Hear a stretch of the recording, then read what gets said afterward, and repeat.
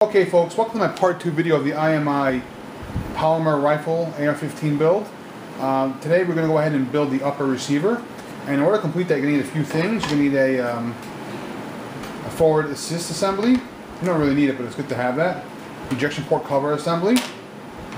A barrel of some sort. Being this is a lightweight polymer rifle, I went ahead and threw a couple barrels on it to just mess around with it, just kind of bring the weight down a little bit. So I'm probably going to use one of these two. You need a gas block of some sort, and a gas tube, and some sort of handguard device, and of course more importantly a barrel nut, either a delta ring assembly such as this. It has the wave spring in it and it has the whole way to hold the standard handguard, or I'm going to use just a plain old barrel nut that's going to go ahead and allow me to put on the IMI Defense Polymer Quadro. So first thing first, to get out of the way, before I start, tools. You need a torque wrench with the AR-15 adapter of some sort. This goes ahead and lets you put on the barrel nut. You see this locks into those sprockets right there. Or if you don't want to go ahead and have it, or you have these AR-15 multi-tools that work just fine for this. A pair of needle nose pliers, I'll show you why. A hammer of some sort, some punches, and an AR-15 upper receiver vice block. So first thing I do, just to get it out of the way, is I go ahead and put on the forward assist. Take the assembly, stick it on in. You want to go ahead and have this flat part to the back, this groove part right there to the inside. You want it to have it vertical. It should be pretty obvious. You're just going to be pushing forward on this thing, closing the bolt close. So it should be pretty obvious which way this goes.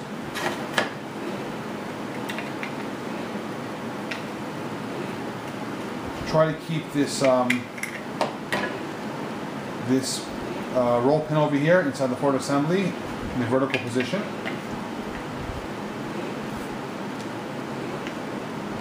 Sometimes they start on their own.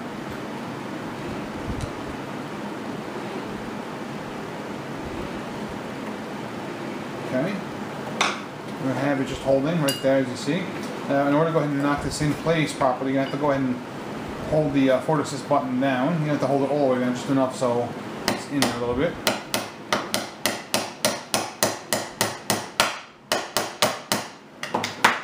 Let's take our roll punch and finish up.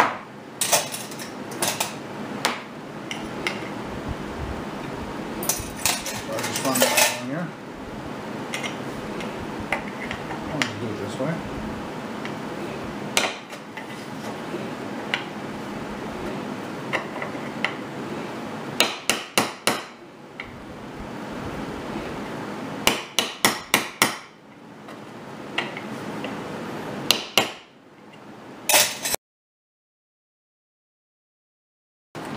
Now to go ahead and put the ejection port cover assembly on, simply just strip it down to its three basic components, which is the port cover, the retaining pin, and the spring.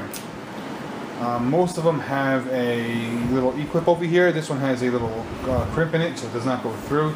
You will go ahead and put it on, you will slide it in through this way. This one's a little tight, but we'll knock it through with a hammer if we need to. So. Now it's important you go ahead and put this on before you put the barrel on. You have one of these types, because once you put the barrel on, the barrel nut, this will not be able to go in. You see, that goes in that way, it gets locked in there. If the barrel nut's on, like such, you cannot get on or get off.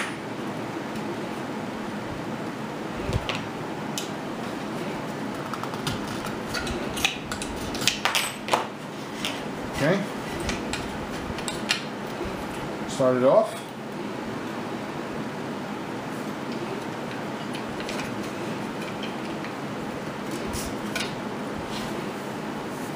Now I do one thing here. There's two sides to this this torsion spring right here. There's a longer leg and a shorter leg. I actually go ahead and open up the shorter leg just a drop. I'll show you why. Because I've seen it a lot of times. What happens is on this rifle, at that leg kind of slips under in between the ejection port cover and the receiver, and then this just kind of flops around, just like that. So this will go ahead and give it a bit longer length to go ahead and grab onto. Also, one thing I do is most people just go ahead and turn this around one time to install this, giving it its springing action. I go ahead and torque it around 2 times. I'll show you once and twice.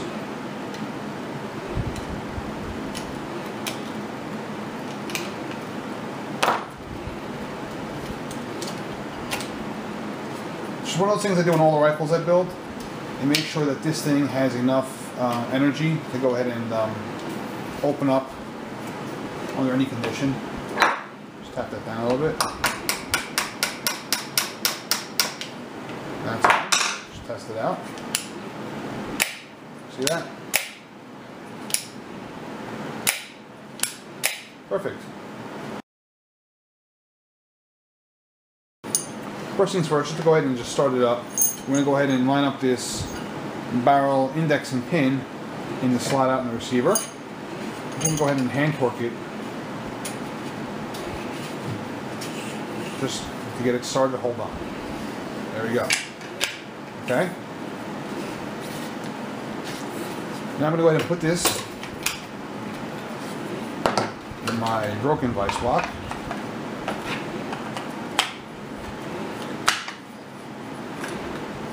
Put this in the vise. Now that we have this in the vise, go ahead and tighten this down. Not too much, just enough to hold it still. I'm taking my torque wrench here.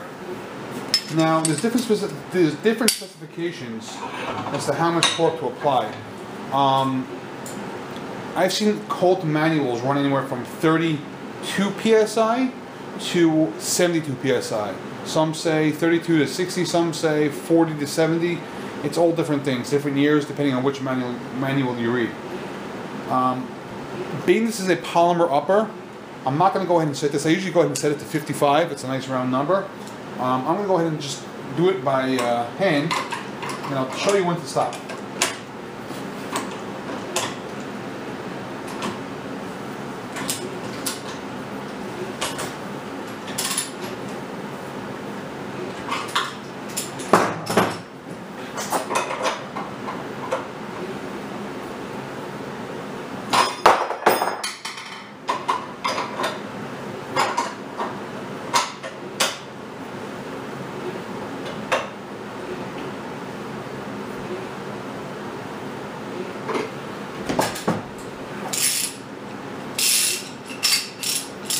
Now that I got this barrel nut torqued down most of the way, what I'm going to do is go ahead, put the wrench back on and torque it down just so it's snug. A sec.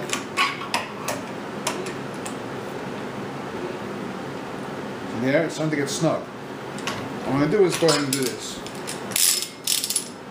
I line up the one that's almost vertical with the, I line up the notch here that's almost vertical with that hole in the upper receiver for the gas tube. And I bring that to the 12 o'clock position, just like such. Making sure it's completely 12 o'clock. And that's it. Reason being, it's polymer, no reason to over torque it, and the truth is, this barrel nut cannot back out. Why? Because when your gas tube on over the barrel with the gas lock in it, this goes ahead and acts as a further safety to go ahead and prevent this from backing out. So here, that tube's running between the channels and the notches there. There's no way this gas tube there's no way this barrel can go ahead and back on out. For most of you, this rifle will be ready to be completed right about this stage, because most rifles, most barrels in America come with a gas port pre-drilled. This barrel is not pre-drilled for a gas port. It was a barrel blank that I got. So I'm going to go ahead, and the next video I'm going to go ahead and show you how to go ahead and drill that gas port and complete the build. For the rest of you who have a pre-drilled gas port, you go ahead and simply Take your gas block with your gas tube, slide it on in, line it on up, tighten your gas block down. I usually pin them, and I'll show you how to do that in the next video also. I throw a pin through here so it cannot go ahead and turn on you under any circumstances. And you just add your handguard, muzzle device, put in your bolt carrier and your charging handle, and this thing is ready to drop on a polymer lower or an aluminum lower for that matter also. Okay, here we have the completed polymer upper and lower from IMI Defense. We're going to go ahead and fire 30 rounds, rapid fire of a polymer IMI Defense 30-round magazine. Just to make sure it functions properly, I'm going to go ahead and fire it as fast as I can.